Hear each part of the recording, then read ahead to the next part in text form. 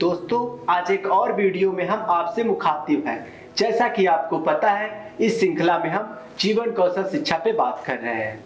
आज के वीडियो में हम जीवन कौशल शिक्षा के विषय वस्तु के एक महत्वपूर्ण कंपोनेंट यानी कार्य पत्रक पर बात करेंगे। आज की इस वीडियो में बात करने के लिए खास मेहमान उपस्थित हैं।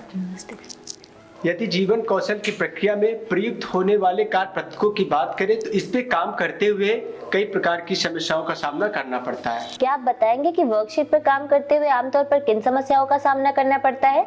क्या आप किन्हीं एक दो का उल्लेख कर सकते हैं? पहली समस्या, लड़की एक दूसरों की नकल आपस में कर लेती हैं। दूसरी समस्या है, लड़कियों को पढ़ने में दिक्कत होती है तो वर्कशीट को खाली ही छोड़ देती हैं। बिल्कुल सही कहा, ऐसी कुछ लड़कियां हैं जो पढ़ लिख नहीं सकती हैं। इसके अलावा जो लड़कियां लिखती हैं उनके जवाब सोचे समझे नहीं होते हैं। यहाँ यह समझना जरूरी है कि जीवन कौशल की वर्कशीट और परंपरागत शिक्षण की वर्कशीट और उस पर काम करने के तरीके में बुनियादी अंतर है। वो कैसे? मुझे तो लगता है कि दोनों में लिखित अभ्यास का उद्देश्य है। यदि आप जीवन कौशल की सत्र योजना को देखें तो गतिविधि के हर कड़ी में जीवन कौशल के पर्याप्त अभ्यास है। यद्यपि एक स्तर का अभ्यास वर्कशीट में यहाँ भी होता है। तो क्या जीवन कौशल की गतिविधि में वर्कशीट का आशय लिखित अभ्यास से नहीं है? आप सोचिए, जब हम इस तथ्य से परिचित हैं कि हमारी बालिकाओं में ऐसी बहुत सी हैं जिन्हें पढ़ने लिखने में मुश्किल है, ऐसे में लिखने का अभ्यास देकर हम उनकी समझ के लिए एक और चुनौती खड़ी नहीं कर देंगे। इसीलिए आपने देखा होगा कि इस साल के कार्यपत्रकों के स्वरूप में कई बदलाव किए गए हैं, उन्हें और सरल बनाया गया है। अगर सीधा सवाल करूं तो वर्कशीट की जीवन कौशल में क्या जरूरत है? जीवन कौशल शिक्षा में बालिकाएं व कार्यपत्रक के माध्यम से सत्र में हुई अपनी सीख को व्यक्तिगत रूप से व्यवस्थित करती हैं। इसके साथ ही वो वर्कशीट के माध्यम से अपने स्वयं के अनुभव का विश्लेषण करती हैं। सत्र की अन्य गतिविधियों में केस स्टोरी, कहानी, नाटक आदि के माध्यम से वे दूसरों के अनुभवों का विश्लेषण अपनी साथी लड़कियों के साथ मिलकर करती हैं और जीवन कौशल की सीख को गढ़ती हैं। कार्यपत्रक के माध्यम से वे थोड़ी स्वायत्त रूप से बैठकर अपने स्वयं के अनुभवों से जोड़कर अपनी समझ को पुख्ता करती हैं।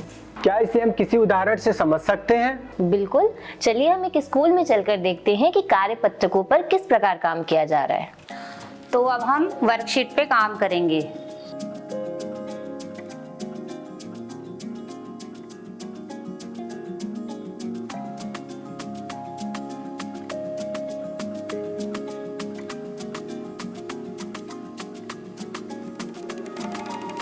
सभी अपने अपनी वर्कशीट पे अपना नाम, कक्षा और तारीख लिखेंगे।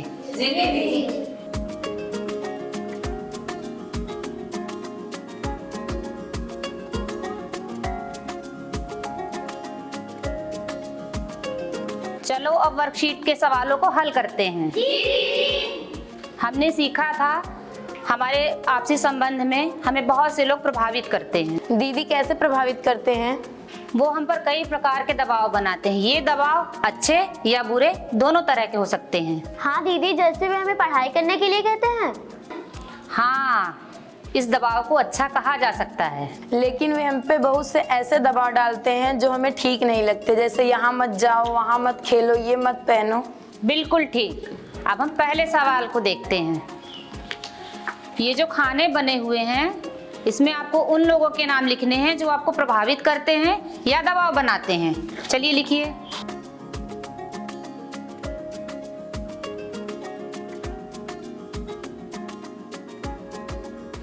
क्या लिखा है सुमन? अच्छा, रामवती। ये किसका नाम है? दीदी ये तो अनीता का मम्मी का नाम है। अरे अनीता की मम्मी तुम्हें कैसे प्रभावित कर सकती है? सुमन, आप अनीता की नकल नहीं करो। आपको इसमें उन रिश्तेदारों और मित्रों के नाम लिखने हैं जो आप पर दबाव बनाते हैं।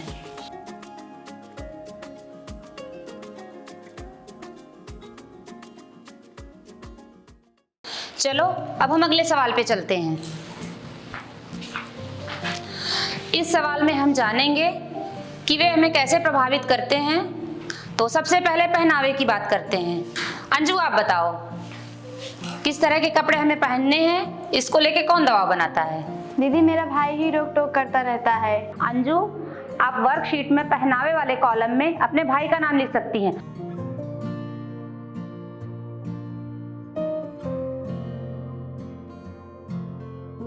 जब आपको पहनावे के लिए दबाव डाला जाता है तब आपको कैसा लगता है? अंजू आप बताओ।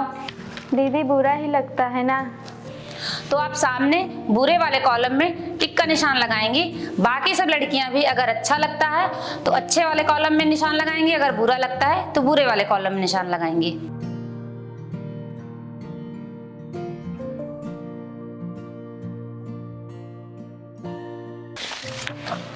शाबाश।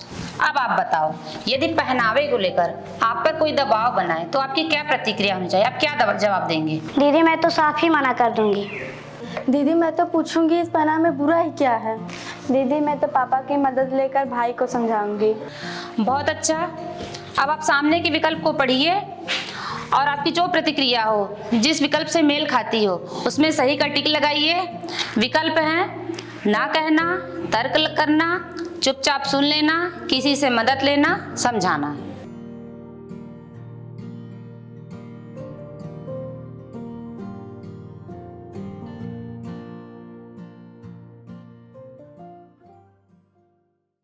आपने स्कूल के इस दृश्य में क्या देखा? वर्कशीट पर काम करने का यह तरीका परंपरागत तरीके से बिल्कुल अलग है।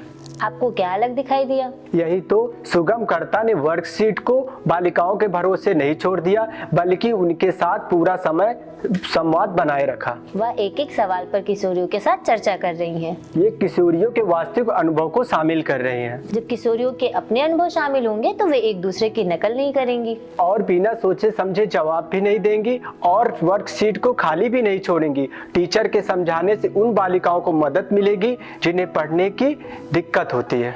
ये सारी प्रक्रिया में यह जरूर है कि वक्त लगेगा और लगना भी चाहिए, क्योंकि सत्र योजना में लगभग आधे घंटे का समय इसके लिए नियोजित है।